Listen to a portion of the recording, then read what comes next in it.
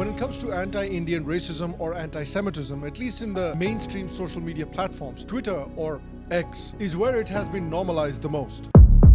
When Elon Musk bought Twitter in 2022, it was declared to now be a place where free speech would be celebrated and defended. But along with that defense of free speech, we also got a new set of problems.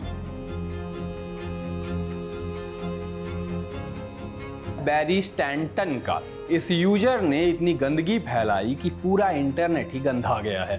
इस user की भारत के लिए नफरती post दिखी। इस post के जरिए वो इस बात को दिखाने की कोशिश कर रहा था कि भारत के लोग सुंदर नहीं होते हैं। एक मीम में भारतीयों के खुले में शौच का मजाक उड़ाया गया। एक और मीम शेयर हुआ जिसमें लिखा था कि मुझे भारतीय ना बनाने के लिए भगवान का शुक्रिया। एक पुलिस वाले को गौमूत्र पीते हुए वीडियो लगाकर लिखा कि इन लोगों को क्या समस्या है। एआई से तस्वीर बनाकर लिखा गया कि भारत के टॉप साइंटिस्ट इस बात की रिसर्च कर रहे हैं कि टॉयलेट का इस्तेमाल कैसे किया जाए। Let's be sure about these attacks. A lot of these are not criticisms of India, which is fine, or Indian policy, or Indian behavior online. These are ad hominem attacks on Indians for simply being Indians, or ad hominem attacks on Jews for simply being Jews. In fact, Elon Musk himself is accused of amplifying such anti-Indian racism. So the accusation is that the free speech platform that Elon Musk has created has turned into a hive of anti-Semitism, villainy, and anti-Indian racism. And while some of you might argue that, well, hate speech is part of free speech, and that's very true. But there are two things that throw a spanner in that argument. Number one is that in this video, we're going to show you that Elon Musk himself is not the defender and upholder of free speech that he has marketed himself to be. And secondly, Elon seems to be now realizing that allowing unfettered racism and anti-Semitism on your platform can have negative consequences for your company, as Twitter's ad revenue have plummeted since Elon took over. So has Twitter's valuation. And he can't really be surprised about this. It's like being surprised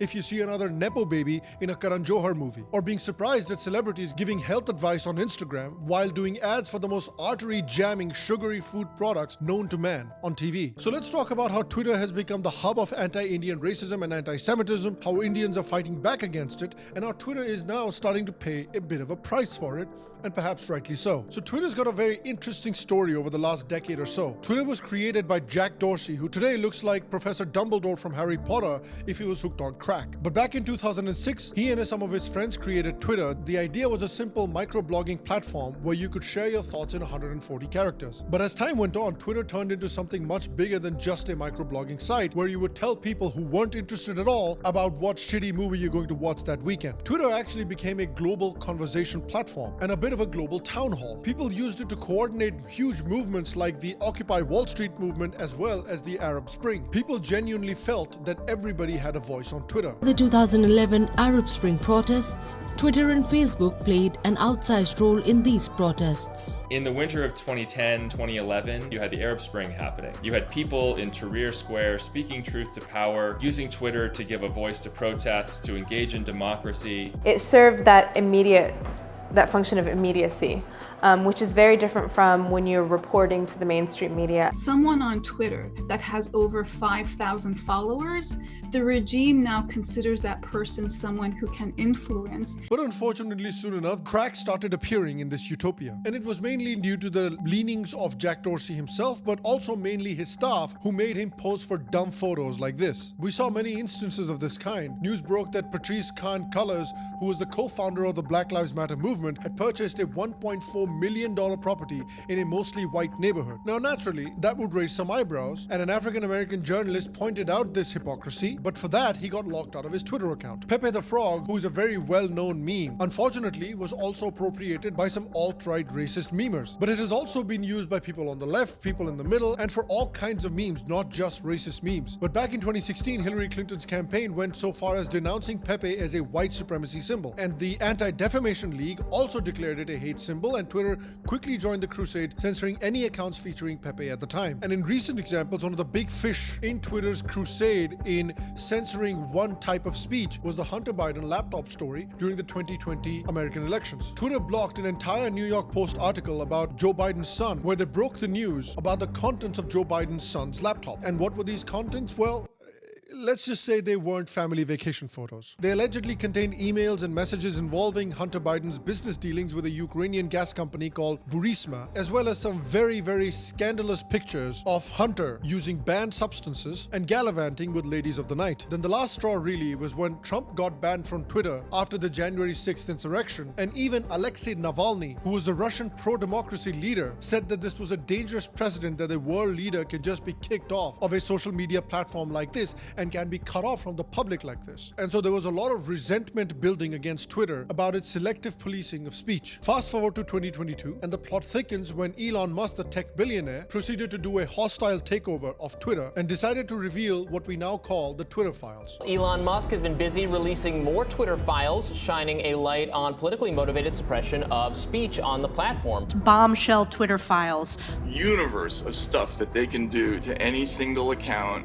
They can dial it all the way down. Twitter worked with the U.S. intelligence community and FBI to discredit a story about the shocking contents on Hunter's computer as Russian disinformation. If Vivek Agnihotri is watching this, you better get this name copyrighted, man. These files showed how Twitter's moderation team under the leadership of Vijaya Gadde wasn't just enforcing the rules, they were actively receiving requests from the Biden administration to censor content, which they were complying with. According to the Twitter files, Twitter's former head of trust and safety, Yoel Roth, proudly took credit for censoring the Hunter Biden story and for shutting down Donald Trump's account post-January 6th. So Twitter employees were proudly boasting about getting Donald Trump kicked off the platform, while Iran's Ayatollah and the Taliban were still live tweeting on the platform like they were influencers at a brunch spot. And the censorship wasn't just happening in the US. Over in India, pro-Hindutva accounts were also being targeted. A group called the Digital Forensic Research Lab submitted a list of 40,000 accounts allegedly tied to pro-Hindutva ideology, requesting Twitter to shut them down, and many of these accounts did get targeted. So now let's talk about Elon Musk's reign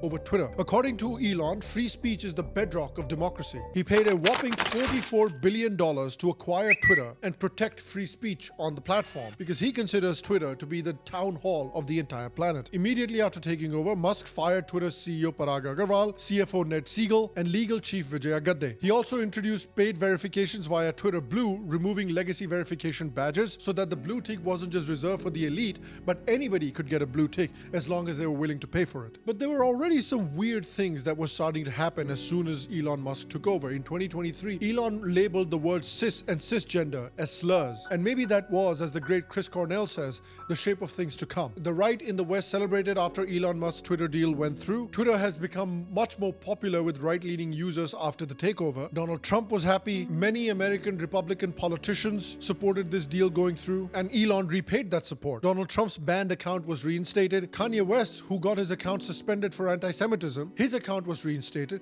then banned again for anti-Semitism, and then reinstated again. The reaction from India was also interesting. On the one hand, pro-Hindutva accounts were thrilled. Kangana Ranaut hailed the takeover. Vivek Agnihotri also expressed support. Ashok Pandit was happy. Meanwhile, Sanjay Jha, former Congress leader and author, voiced his criticism, saying Elon Musk is like Donald Trump on a lower dose of steroids. But like I said, some things were off. And in the last 6 or so months, things have really taken a turn for the worse. In recent months, there's been a disturbing rise in racist content against Indians and Jews. Twitter's algorithm is working in a way that even accounts with fewer than 100 followers are seeing their anti-India or anti-Semitic content go viral. Trends like "What's wrong with India" flood the timelines with tweets meant to defame and demean India. But luckily for Indians and unluckily for the racists, Indians are actually pretty good at English, so they're able to respond to the racists in their own language. Indians decided to flip the script and fight back using their strength in numbers. The Indian government also got involved, asking the same question, but instead of showing anti-Indian racist content, it started showing pro-Indian content. So they basically hijacked the hashtag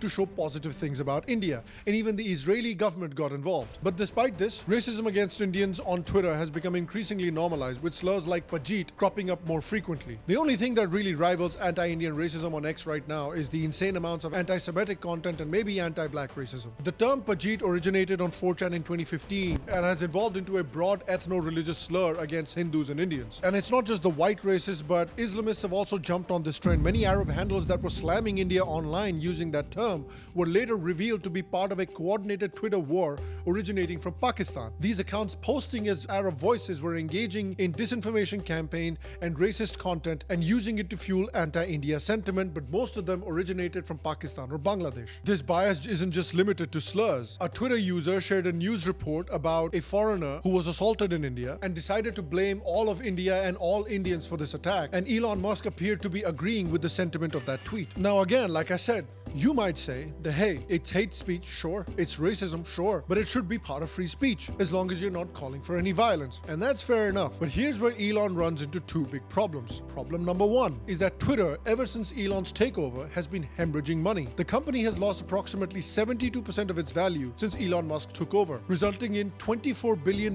in paper losses. Based on an analysis by Fidelity Investment, Twitter is now valued at around $9.3 billion, down from the $44 billion purchase price that Elon Musk paid. Some high-profile investors in Twitter have also lost money. Saudi Prince Al-Walid bin Talal Al Saud has lost an estimated $1.4 billion on his nearly $2 billion investment. Jack Dorsey, Twitter's co-founder, has lost about $720 million on his $1 billion investment. Other major investors like Larry Ellison, Sequoia Capital, and Binance have also experienced significant losses. As of October 2023, Twitter's ad revenue had reportedly slumped by nearly 60%. Shockingly, companies don't want their ads associated with anti-Semitic and racist content.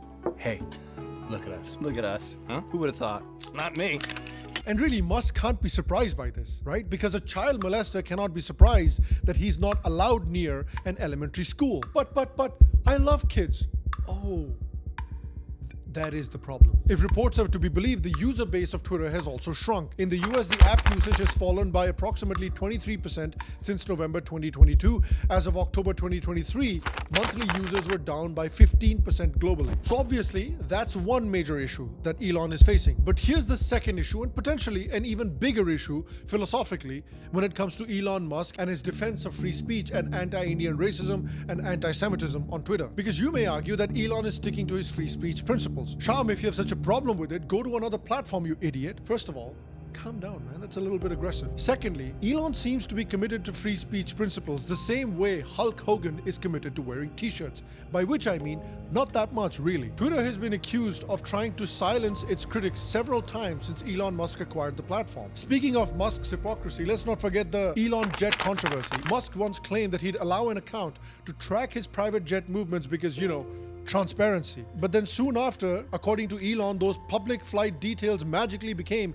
assassination coordinates, and poof, the account was deleted. Then came the spam purge incident, where Musk's spam filter seemed to catch only critics of Elon Musk. A number of left-wing accounts were mysteriously suspended, and after a backlash, Musk had to reinstate these accounts, and he claimed that this was a spam purge gone wrong. Oh yeah, Hitler should have used that excuse in World War II. Then came two infamous lawsuits. The first one being the Media Matters lawsuit. When Media Matters suggested that Musk might be profiting from hate speech, he didn't just clap back on Twitter and uphold their free speech.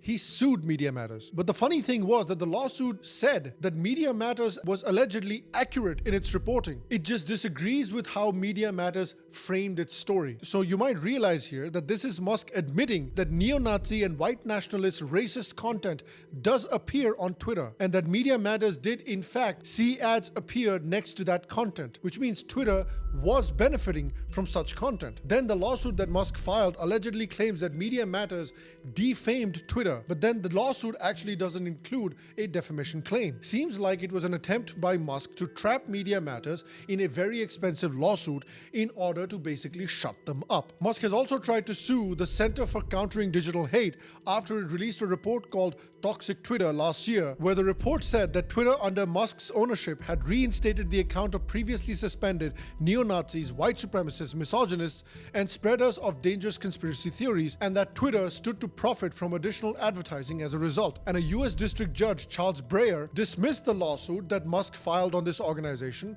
and said that this was an attempt to silence the center for its reports about rising hate speech and conspiracy theories on Twitter. This doesn't sound like a man who will defend the principles of free speech with his life. In one instance, Fast Company reported that Musk found the identity of a would-be anonymous blogger who posted a negative stock analysis of Tesla, contacted that blogger's employer, and threatened to sue. And the threat worked. The blogger deactivated his social media accounts and stopped posting about Tesla altogether. Former former Tesla employees have also reported being fired for disagreeing with Musk and for reporting racist harassment to human resources or for simply standing in his way. Elon basically uses free speech the way Rohit Shetty uses cars in his movies.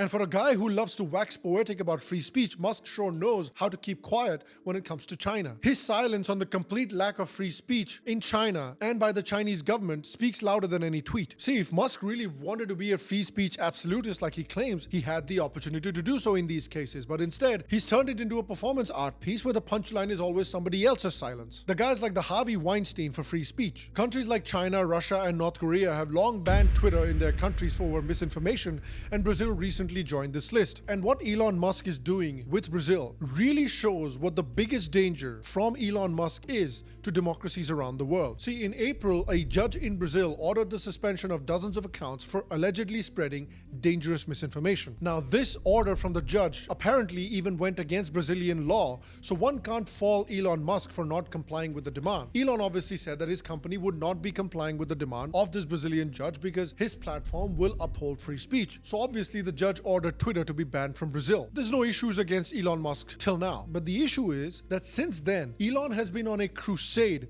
to take down this judge by any means necessary. He's been using his power and his massive Twitter platform and his influence to help the judge's opponent and to take down this judge no matter what. By the way, Brazil is the only country where Elon has actually stood up to a government's order against Twitter. Because ever since Elon Musk took over, he has basically agreed to every single country's government's orders to take down specific accounts. Now, what Elon Musk is doing against this judge is a problem because this is a foreign actor openly using his wealth, influence, and massive social media platform to interfere in a country's domestic affairs. Tell me how this is different from what George Soros is trying to do. George Soros is somebody who has publicly vowed to take down Modi, given many statements about the need to take down Modi, and said openly that he will use his power and wealth to help take down Modi. This is a foreign actor trying to interfere in a democracy and overthrow a democratically elected leader. So tell me why, when Soros does it, it's wrong, but when Elon does it in Brazil, it's okay. In India, we've been screaming and crying about the US deep state and the CIA interfering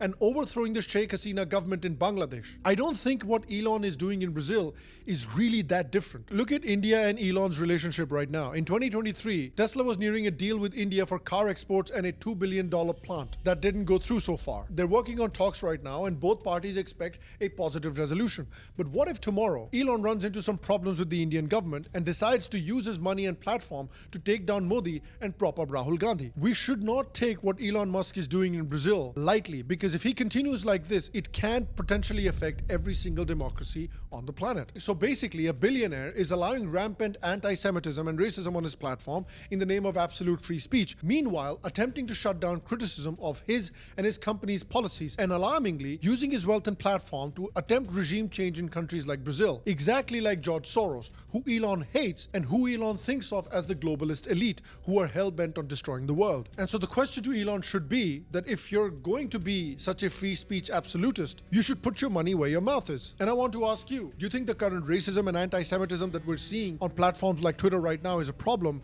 How do you solve that problem without necessarily contravening free speech principles? How do you ride that line? How do you maintain that balance? Let me know in the comment section down below. As usual, guys, if you are enjoying our long form English videos, let me know what I should make a video on next. Other than that, I will see you for the next episode, and until then, stay happy, stay healthy. I will see you for the next one, and to all of you, a secular pranam.